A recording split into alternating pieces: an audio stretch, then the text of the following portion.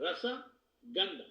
ಇದಕ್ಕೆ ನಾವೇನು ಕರಿತೀವಿ ಶಾಸ್ತ್ರಗಳಲ್ಲಿ ಅಂದರೆ ಪಂಚ ತನ್ಮಾತ್ರಗಳು ಅಂತ ಕರಿತೀವಿ.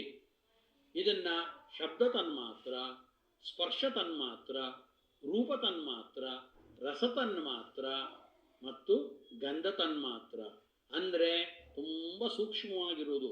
ಇದರಿಂದಲೇ ಹುಟ್ಟು ಬಂದಿದ್ದು ಯಾವುದು ಅಂದರೆ ಶಬ್ದದಿಂದಲೇ ಉತ್ಪನ್ನವಾದದ್ದು ಆಕಾಶ, ಆ ಶಬ್ದ ತನ್ಮಾತ್ರದಿಂದಲೇ ಉತ್ಪನ್ನವಾದದ್ದು ಆಕಾಶ, ಆಕಾಶದಿಂದ ಉತ್ಪನ್ನವಾದದ್ದು ವಾಯು, ಅಂದರೆ ಶಬ್ದದಿಂದ ಸೇರಿಸಿಕೊಂಡು ವಾಯುವಿನಲ್ಲಿ ಸ್ಪರ್ಶ ಬಂತು.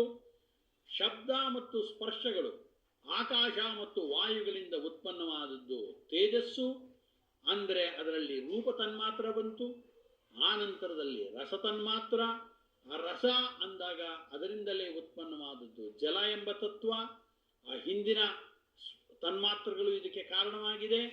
ಅನಂತರದಲ್ಲಿ ಕಡೆಯದಾಗಿ ಉತ್ಪನ್ನವಾದ ಪಂಚಮಹಾಭೂತಗಳಲ್ಲಿ ಕಡೆಯದ್ದಾದ್ದೇ ಪೃಥ್ವಿ.